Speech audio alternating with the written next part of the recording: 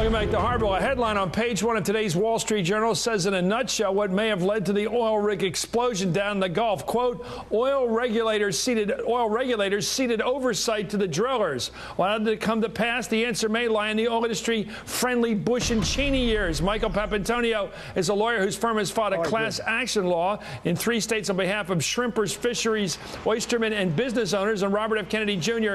is president of Waterkeeper Alliance and a professor at Pace University. Together, they host a syndicated radio show called Ring of Fire that airs Saturdays and Sundays. Gentlemen, I'm looking at this piece that talks about the fact, and Robert Kennedy the first, it seems to me they're talking about here a culture of ethical failure by these regulators, supposedly at MMS at the Interior Department, having sex, taking gifts from industry representatives. It sounds like they're literally in bed with those characters. Is that the problem here? That was one of the major problems. The agency during the Bush administration, which is responsible for promulgating regulations and for exercising oversight of the industry, really became just a sock puppet for the oil industry. They almost completely ceased any kind of oversight, and they relied instead on what they called a voluntary regimen so that the industry would regulate itself. And one of the outcomes of that, we know, was that the Deepwater Horizon, the drill rig on which this tragedy occurred, was not equipped with a piece of equipment which was an acoustical dead man switch, which BP, which is required in Europe, it's required in Brazil and other nations. It's used almost universally by the oil industry all over the world. But BP was not required to use it. Although BP uses these on its own oil rigs in the North Sea, it was not required to use it in this country. And the reason for that was because this agency, the Minerals Management Agency, really had simply had a seamless relationship with big oil. You know, Michael, it seems to me, following up on Bob's point there, it seems to me that there was a real sweetheart relationship there, gifts, sexual favors, all kinds of stuff between the so-called regulators. And you get the idea that Cheney and his company, his characters around him in the Energy Task Force, with those secret meetings, basically sent them the cue. You guys just leave these guys alone. We'll make a lot of money off the oil industry. We'll have a nice relationship. Don't regulate them too hard. Is that what happened, Michael? Yes, Chris, we're going to have we're going to have an answer to this. The history goes way back. Before Dick Cheney began using his limitless political influence around the house of Halliburton, you got to understand this. In 1992, they were almost an obscure company. All of a sudden, they get a $3 billion contract from Cheney.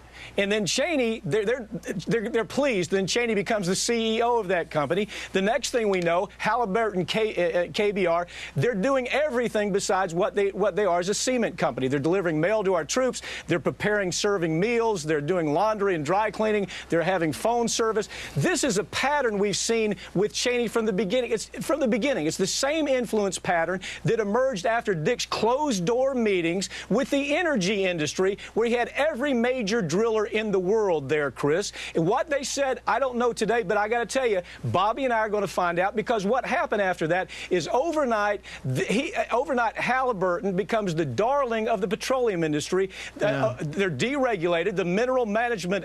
So you're basically you're saying that Dick Cheney, as Secretary of Defense, fed these guys a fat contract. They rewarded him by making him CEO when he left the government. Are you saying there's a connection?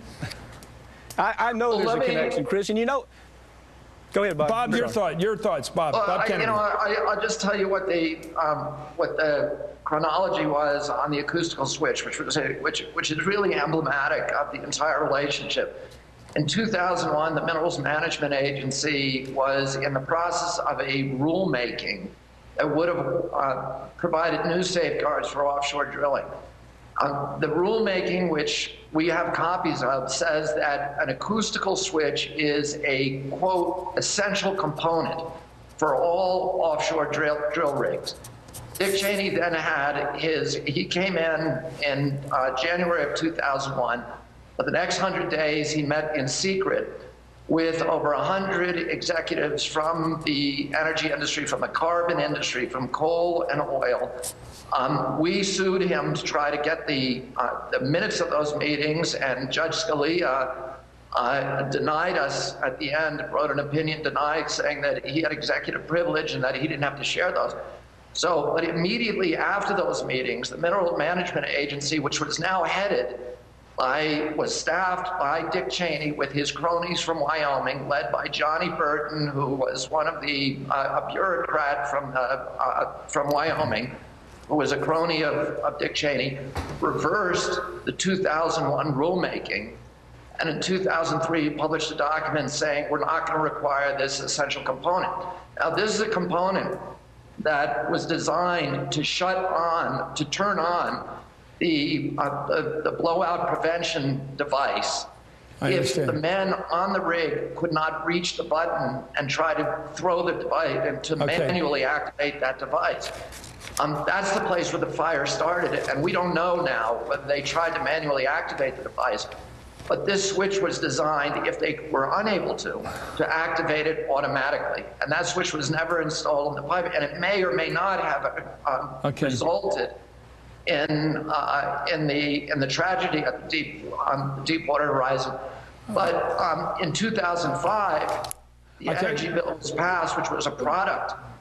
Bobby, we have to go. It was essentially a grab bag for the industry. The industry made a wish list, and that became our energy bill. Okay. And it got rid of all the safeguards. Okay. Okay, well, thank you for that. It looks like Cheney's involved deep in this. It looks like that secret meeting at the White House under the Cheney-Bush administration got a lot of bad stuff done. I'm watching you, Michael, to see if you take legal action. Michael Papantonio and Robert Kennedy up.